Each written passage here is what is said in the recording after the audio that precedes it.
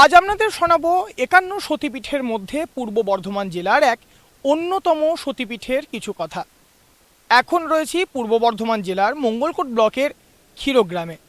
আর আমার পিছনে যে ফলক রয়েছে এটা দেখে হয়তো বুঝতে পারছেন আমরা এখন যাব মা যোগাদ্দার মন্দিরে। চলুন আমাদের সঙ্গেই আপনাদেরও নিয়ে যাই।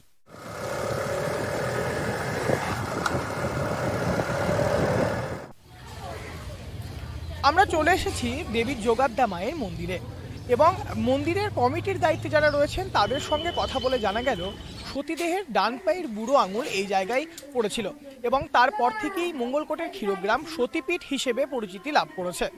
আপনারা যারা দূর দূরান্ত থেকে মন্দির প্রাঙ্গণে আসবেন প্রথমেই কিন্তু এলে আপনাদের মন একেবারে মুগ্ধ হয়ে যাবে।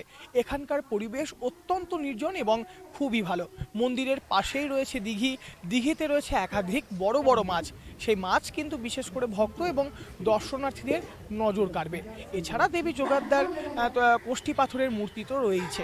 তবে ভোগ প্রসাদ খাওয়ার ইচ্ছে হলে বেলা ১১টার আগে কিন্তু আপনাদের কমিটির সঙ্গে যোগাযোগ করে জানাতে হবে যে আপনারা কতজন আসছেন এবং দূর দূরান্ত থেকে যারা আসবেন তাদের জন্য কিন্তু থাকার ব্যবস্থা এই মন্দির প্রাঙ্গণে রয়েছে।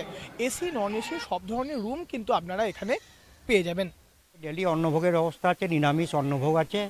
৬০ টাকা দিয়ে ১১টা বেলা, সকালবেলা ১১টার সময় কুপন নিতে হয়, ১১টার মধ্যে। তারপরে খাওয়ানো হয় ১:৩০-১টা থেকে চালু হয়। গেস্ট হাউস আছে, এই এই বাগানের নিরিবিলি জায়গায় গেস্ট হাউস আছে, AC room, non AC room. আগে থেকে জানালে সুবিধা হয়। হ্যাঁ, আমার নাম্বার 9732231095।